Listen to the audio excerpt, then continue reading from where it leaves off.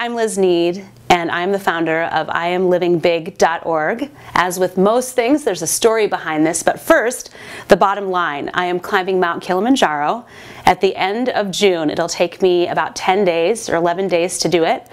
I have 4 kids. I'm leaving them behind for this 2-week period, and I'm doing it for 3 reasons. 1, to face my fears and to build my strength. 2nd, to bring other clients with me, and together we face this metaphor of what this mountain means, and I'm going to coach them and help them get past whatever barriers are in their life. And 3rd, I'm raising money, hopefully $100,000, for both Girls on the Run, which is an organization that helps builds self-respect and strength for young girls through running, and also the Wounded Warrior Project. My husband is a retired military officer, and I really believe that it's important to support those people who are there to support and protect us. But now let's get back to the story. This whole thing started 2 years ago. I was in New York City at a conference called the 140 Conference. It's curated by Jeff Pulver, who's a fantastic person, and gave me the opportunity to stand on this stage. I had about 9 minutes to tell a story about how I could improve the relationship in business between clients and between businesses. I chose to talk about authenticity, how my grandfather and my father inspired me to live an authentic life. And I stepped into that by talking about 30 days of sex with my husband. It wasn't a fantasy, it was a relationship between 2 people, and it painted the picture of the struggle of what it means to maintain that intimacy together. It was an amazing experience, stepping into the I am of who I was, not trying to be perfect, not even really trying to be entertaining, just sharing what was going on in my life. I felt transformed, and the audience and I shared a moment that even today, those people who were in that audience, we have this special bond. I went back to Des Moines, where I live, which incidentally is really very, very flat, and I was excited to look at the video because I knew I was going to witness something amazing. And it was. There were some inspired words and feelings that I expressed on stage that I didn't even realize that I had. But I was distracted by what I looked like because I didn't look the way I thought I would. It was such a beautiful moment that I thought that I looked perfect, but I had fat hanging over my the waistband of my pants, and I didn't think my hair looked good, and I was kind of hunched over, and there was just some opportunities there, and I became, I confess, a little obsessed. I decided, okay, I'm going to go back to that 140 conference in 2013, and I am going to rock it and look amazing as I know I can be on stage. I went to the facility that I work out at, which is Camp Dodge in Johnston, Iowa, and they have trainers there. So I enlisted a trainer, her name is Natalie, to help me build some strength and really just get back to it. And I was focusing on what I was going to look like a year later. I was jumping, I was lifting, I was just changing the way that I approached my strength. But something happened halfway through that process. I became more focused on what I could accomplish than what I looked like, and there was another transformation. I did end up going back to New York City, and I stood on that stage looking 100 times better, in my opinion, than I did the year before. And the focus was on health and wellness.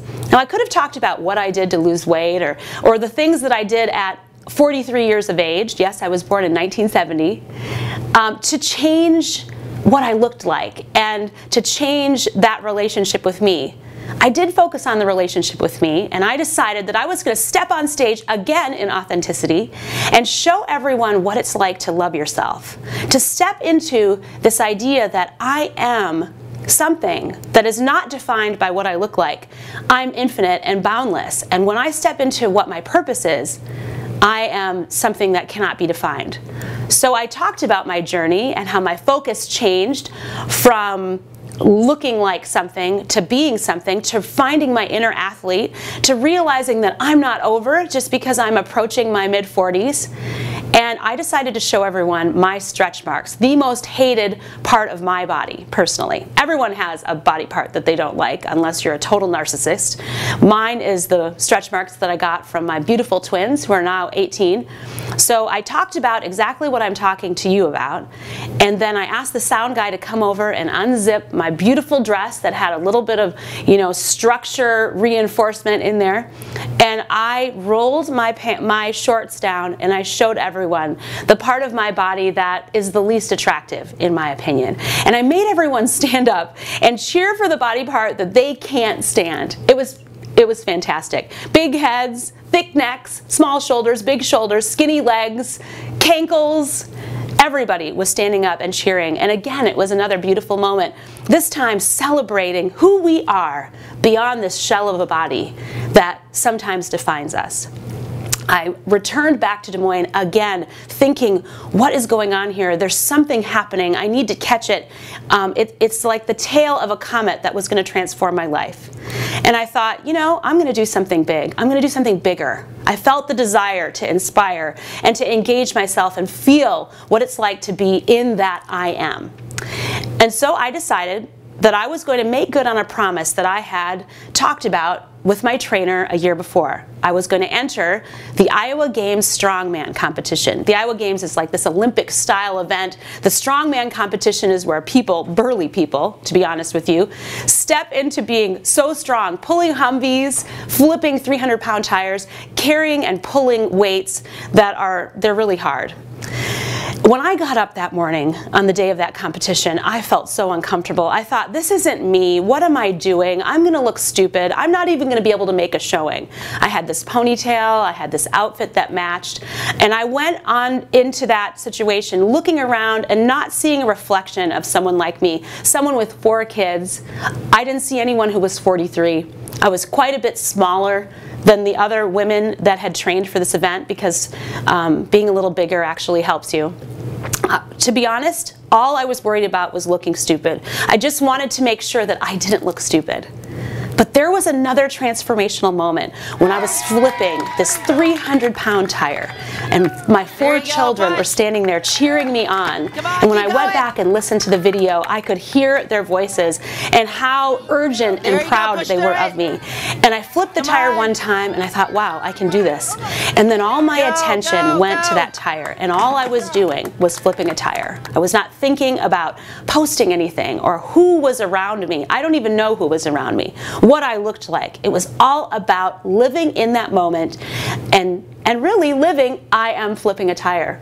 When it was all over, I was a different person. My children rushed up to me and hugged me, and in each of their eyes I realized I had inspired them, and better yet, showed them a reflection of what 43 is, because it is strong and powerful and purpose-filled. And particularly my daughters will always remember that this is what the 40s are, and it ain't anything to be afraid of. In fact, it looks pretty cool from where they're sitting. And that was the moment that I prayed. It was within a couple weeks of that. And I realized, as people were reacting both negatively and positively, negatively, why in the world would you want to do that? It looks uncomfortable and strange. And positively, wow, you really inspired me. I prayed, God, why did you give me this strength? Why did you give me this desire to inspire? I know that it's not just for me to pay my mortgage on time and do these things that are really important. They're part of responsibility and obligation, but it's not all there is. And my answer was, you have strength and you have inspiration and you have power so that you can make a difference. And it happens right now. So my choice was to climb Mount Kilimanjaro, particularly because I've never done it before and because I think it's going to be hard. And there are a lot of unknowns. Some people say it's a starter mountain. I say, wow, I'm going to start at 19,000 feet. I also decided that other people needed to have this transformation too, and I wanted to intentionally help them and inspire them, even if they think it's just about going and seeing Africa, which is pretty fantastic in and of itself. And finally, I needed to have a mountain that wasn't physical, and that's raising $100,000. I don't know if I can raise $100,000. That to me seems like a lot of money for me to take on. But I picked 2 organizations that I really believe in, and I plan on handing them each a check that they didn't expect, that I decided that I was going to do. And I know that when I come back from that mountain, I'm going to make another video, and you're not even going to recognize me.